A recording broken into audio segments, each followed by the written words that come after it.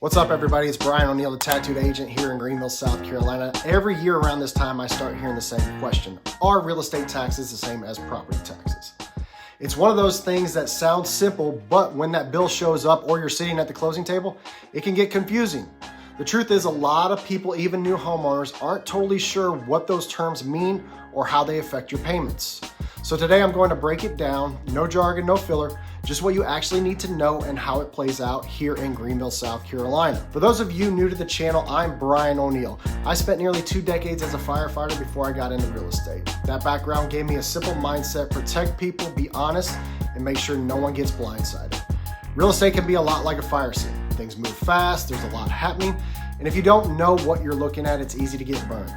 So let's walk through what your real estate taxes actually mean and how to read that bill like a pro. All right, here's the deal. When you hear the term real estate tax or property tax, 9 times out of 10, they're referring to the exact same thing: the yearly tax you pay to your county based on the value of your home and the land it sits on.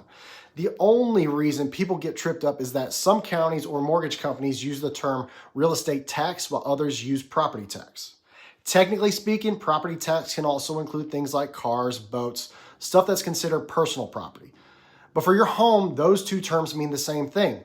If you own real property, meaning land and anything permanently attached to it, that's what your tax bill is about. And that's what we're going to talk about today. Here in Greenville, South Carolina, the way those taxes are calculated is pretty straightforward. Once you know what to look for, your property tax bill is based on 2 numbers: the assessed value of your property and the millage rate set by your county or city.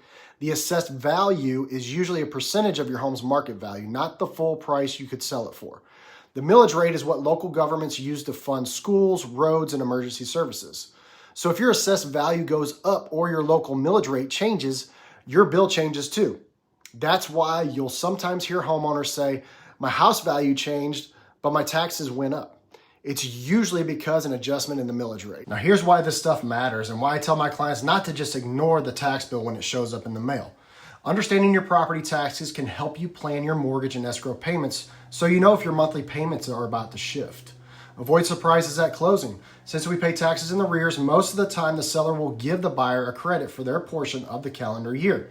Spot errors early. Sometimes counties assess incorrectly, and if you don't catch it, you could be overpaying every year. And if Greenville's your primary residence, you may qualify for a lower assessment ratio, which means a smaller tax bill. It's worth checking that your property is listed correctly with the county. I get a few of the same questions every year. Why does my bill say personal property tax? That's for cars, boats, and personal property, not your home. Will my escrow cover these taxes? Usually yes, but always double check with your mortgage statement. And what if the seller already paid the taxes for the year? Well, then the buyer reimburses that portion at closing, and the attorney will handle that math for you at closing. The point is, when you understand what you're paying for, you take the guesswork out of one of the biggest expenses of owning a home.